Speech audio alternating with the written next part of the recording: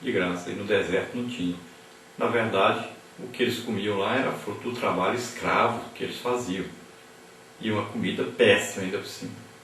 Além de tudo isso, levaram em sua viagem muitos egípcios, levaram pessoas que Deus não havia permitido que levassem. E isso trouxe grandes prejuízos para Israel. Número 8. Aqui levou o povo de Israel a mistura de gente. Então levou o povo ao declínio espiritual, levando a adoração a Deus a se transformar em murmuração e idolatria. O crente deve descansar nos propósitos de Deus e ser-lhe grato por tudo. 1 Coríntios 10, de 1 a 13, é um aviso de Deus para a igreja de hoje. Então nós não devemos colocar em julgo desigual com os infiéis. Não tem nenhuma sociedade, o santo com o profano. Não existe comunhão entre trevas e luz. Aquele povo que saiu do Egito junto com os israelitas acabou influenciando-os e atrapalhando-os muito. Como é o caso da serva Agar, a serva de Sara. Parte 2, a oração e os profetas. Por que a oração é um fator decisivo no ministério profético? A oração era o elo entre os profetas do Antigo Testamento e Deus. Por transmitir somente a verdade do Senhor, os porta-vozes de Deus não eram muito bem quistos pela sociedade da época. As orações dos profetas mostram seu zelo pela palavra de Deus, seus lamentos e advertências quando não eram ouvidos pelo povo. Muitos profetas exerceram seus ministérios em uma época em que os israelitas viviam uma vida espiritual apenas de aparência. Os profetas empenhavam-se em fazer com que o povo compreendesse que, para Deus, o que vale realmente é uma vida de compromisso com Ele, um culto real, uma adoração precedida da consagração, e não uma adoração de palavras vazias jogadas ao ar. Então esse ministério profético foi muito importante para ensinar o povo a ter maior intimidade com Deus, a crer realmente que Deus responde às orações, a ensinar o povo a orar, a buscar a Deus, a ensinar o povo a ter uma comunhão, uma consagração com Deus, a ter uma vida santa e irrepreensível diante da sociedade que viviam. 10. Complete. O crente em Jesus deve viver de forma compatível com a nova natureza que lhe foi gerada. O crente nasceu de novo, o Espírito Santo mora no crente, e o Espírito é santo. E nós somos templo do Espírito Santo, então devemos viver de maneira compatível com isso. Devemos ser exemplo, ser luz, ser sal diante de um mundo que vive na podridão do pecado. Número 11. Como foi a oração do profeta Elias? Então a necessidade, o anseio de tornar Deus conhecido no meio do seu próprio povo, que estava envolvido com idolatria, motivou o profeta Elias a proferir uma das mais notáveis, destemidas e fervorosas orações do Antigo Testamento. Elias arriscou sua vida e demonstrou submissão, coragem e fé em Deus diante de todo o povo escolhido e dos profetas de Baal e Azera. Quantos podem fazer isso abertamente como Elias nos dias atuais?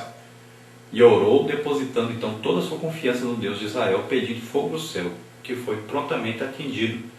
O Senhor foi glorificado no meio do povo e a história de Israel mudou naquele dia. Então, através dessa importantíssima oração de Elias, essa demonstração de que Deus realmente ouve as orações, então Deus foi glorificado. O povo disse: só o Senhor é Deus, só o Senhor é Deus. E aquele Senhor que eles estavam falando era o Senhor legítimo, que respondeu às orações de Elias, ao Deus que respondeu com fogo, demonstrando que aqueles outros profetas que estavam ali, tanto os de Baal como os de Azera, eram falsos profetas, serviam a deuses mudos, deuses que tinham mãos, mas não abençoavam, tinham pés, mas não andavam, tinham ouvidos, mas não ouviam, tinham boca, mas não falavam. Então não adiantava rezar para eles, nem orar para eles, porque eles não responderiam. Já o Deus verdadeiro não, ele ouve as nossas orações e responde. Número 12. Como foi a oração do profeta Eliseu? Então Eliseu demonstrou ter uma vida de humildade e íntima comunhão com o Senhor. Sua vida de oração permitiu que tivesse uma profunda e ampla visão do mundo, algo que só os íntimos podem usufruir. Esse relacionamento com o Senhor lhe dava a certeza de que suas orações seriam prontamente atendidas. Quanto mais o homem conhece a Deus e sua palavra, mais suas orações estarão de acordo com a vontade divina e portanto mais e prontamente serão respondidas. Tal homem de Deus orava no Espírito Santo. Então Eliseu era íntimo do Senhor, ele conversava com Deus, então suas orações eram de intimidade, tanto ele falava como ele ouvia Deus falar com ele. Hoje nós sabemos que quanto mais nós lermos a palavra de Deus, nós estudarmos a palavra de Deus, estudarmos sobre a oração, sobre intimidade com Deus, mais nossas orações serão ouvidas, maior intimidade teremos com Deus e passaremos a ouvir Deus falar conosco. Parte 3, os livros poéticos e a oração. Como foi a oração de Jó? Então este é um livro que mostra claramente o valor da adoração e da oração. Mesmo em meio às adversidades sofridas, Jó manteve-se fiel ao Senhor e pôde experimentar grande vitória juntamente no momento em que orava. Então Jó é um exemplo de oração, porque Jó ele foi ouvido no momento da angústia, ele buscou a presença de Deus. E nós vamos ver que ele antes não ouvia Deus falar, ele apenas falava com Deus. Precisou de passar por este momento para ouvir a voz de Deus. Ele passou então a ouvir a voz de Deus, a ter uma íntima ligação com Deus. Ele passou agora a ter a resposta de Deus à sua oração. Número 14. Como os Salmos nos ensinam a orar? Os Salmos expressam o relacionamento de Israel com Deus. Nos Salmos observamos a relação do homem com seu Criador, suas alegrias, tristezas, louvores, lamentações, súplicas e adorações são expressas por meio das mais diversas formas. Os vários tipos de salmos evidenciam que se pode expressar o estado da alma diante de Deus, pois os seus diferentes estados não precisam ser suprimidos na vida de um autêntico servo de Deus.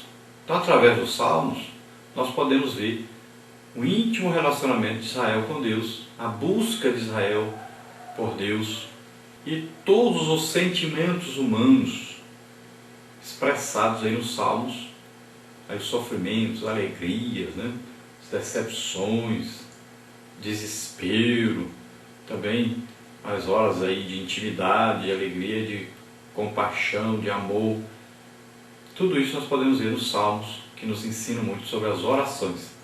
É evidente que nós devemos ver e existe uma diferença entre as orações, porque nos salmos muitas vezes são pedidos aí providências extremas a Deus de destruir o inimigo e tal.